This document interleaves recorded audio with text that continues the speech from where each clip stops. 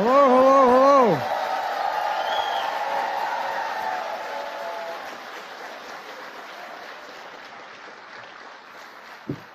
Please, please, before I begin, let me tell you what I told Jim about 20 minutes ago.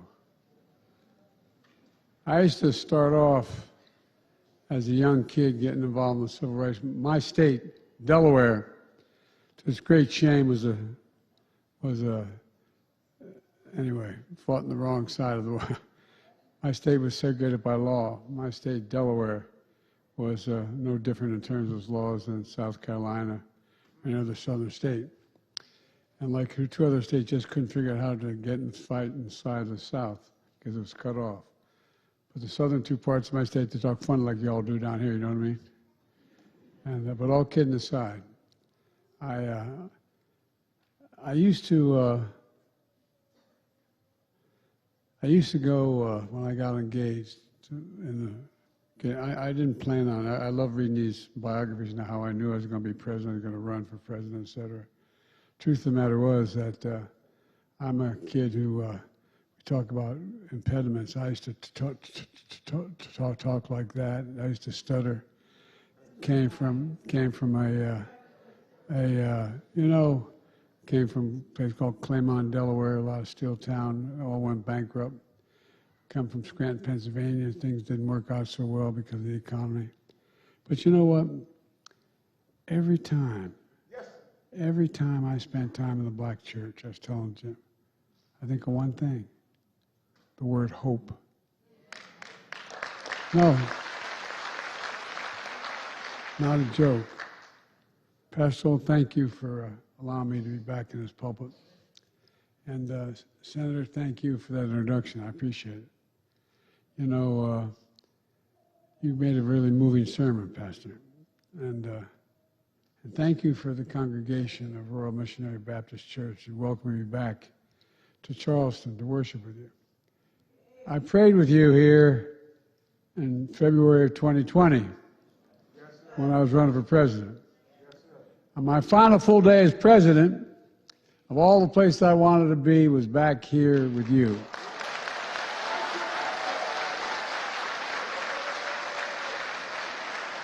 I first got involved in public life because of the civil rights movement.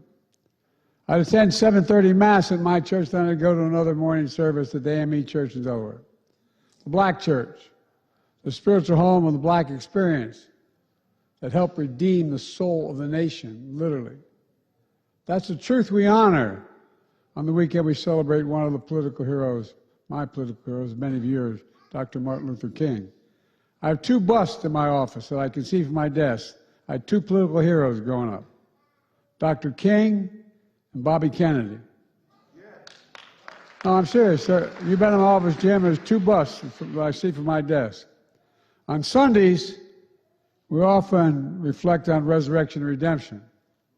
We remember Jesus was buried on Friday and he rose on Sunday. We don't talk enough about Saturday, when the disciples felt all hope was lost. Our lives and the lives of the nation, we have those Saturdays. We bear witness of the day before glory. And some people's pain are in pain, and they can't look away. But what the work we do on Saturday is going to determine whether we move with pain or purpose. How can faith get a person, get a nation through what's to come? Here's what my faith has taught me. Scripture says, as iron sharpens iron, so one person sharpens another person. That's what faith and friendship have taught me. And friends in South Carolina like Jim and Emily Clyburn. I could not be standing there. I would not be standing. That's not hyperbole. I would not be standing here in this pulpit were not for Jim Clyburn.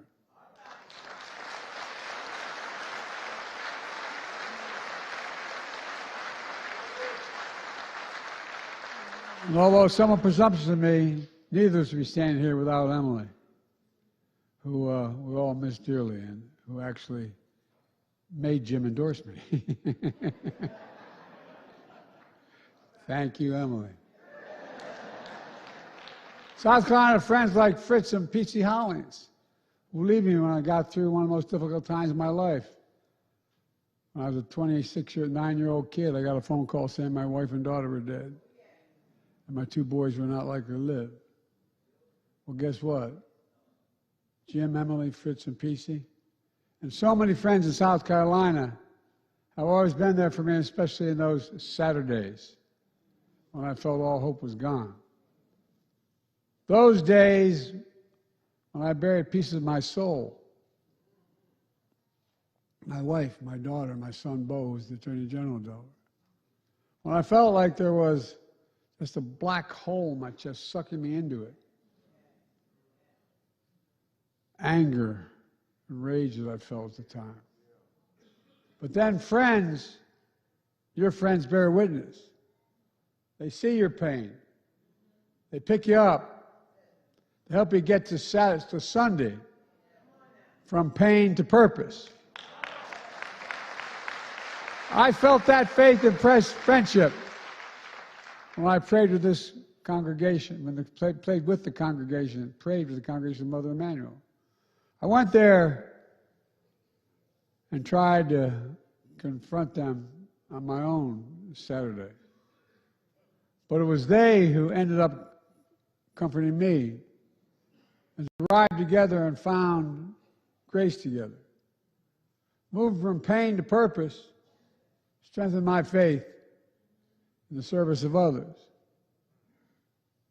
To love the Lord thy God with all thy heart and soul and all thy mind, and love thy neighbor as thyself.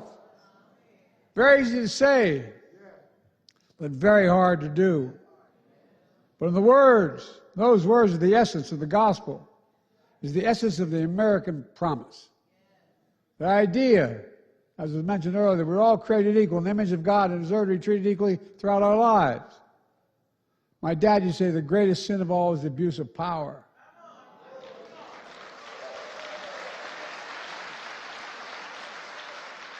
We've never fully lived up to that commitment, but we've never walked away from it either because of you and your ancestors before us, who followed light of the North Star even in darkness. After this service, I'll be visiting the International African American Museum. It captures the ongoing story of redemption. I'll tour the exhibits and I'll speak about the power of history to make real the promise of America for all Americans. But this morning, I'd like to talk about the essential piece of redemption, the power of mercy and justice. With experience, wisdom, conscience, compassion, and science, we know how healing and restoration from harm is a pathway to the kind of communities we want to live in, where there's fairness, justice, accountability in the system, where the people we love go through hard times, fall down, make mistakes, but we're right there to help them get back up. We don't turn on each other. We lean into each other. That's the sacred covenant of our nation. We pledge an allegiance, not just to an idea, but to each other. That's who we're pledging allegiance to. That's how I viewed my decision to issue more individual pardons and commutations than any president in American history. To inspire and end federal death penalty by commuting most of those sentences to life in prison without parole. To commute the sentences of individuals serving disproportionately hard, long, and harsh sentences for nonviolent drug offenses compared to the sentence they would have received today commuting that crime. To show mercy for individuals who either did their time or significant amount of time and have shown significant remorse and rehabilitation.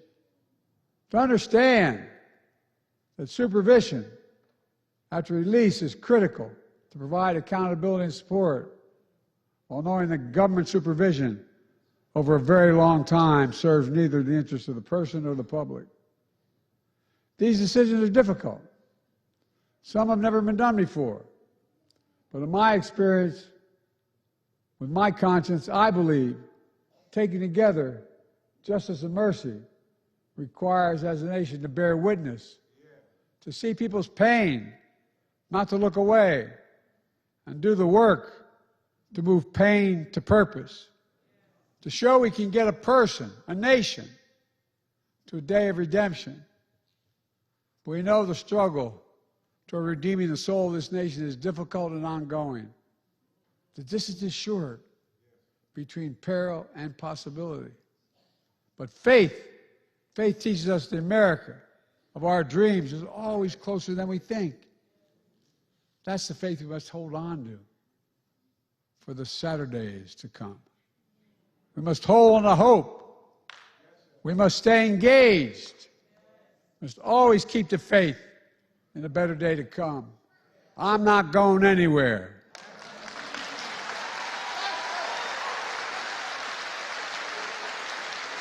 I'm not kidding.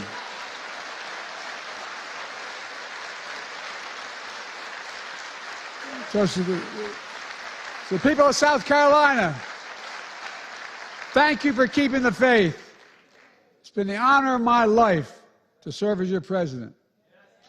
The highest honor for Jill and our family. And as I close out this journey with you, I'm just as passionate about our work as I was as a 29-year-old kid when I got elected. I wasn't old enough to serve yet. I'm in no ways tired. I've always heard before, we've come too far from where we started. Nobody told me the road would be easy. I don't believe he brought me this far to leave me. My fellow Americans, I don't think the good Lord brought us this far to leave us behind. As we celebrate Dr. King's legacy and generations before and since, women and men enslaved and free, we have to remember one of his favorite hymns. Precious Lord, take my hand through the storm, through the night, and lead me into the light. Oh, God bless you all, and may God protect our troops. I owe you big. As they say where I come from, you the guys that brought me to the dance. Thank you, thank you, thank you, thank you.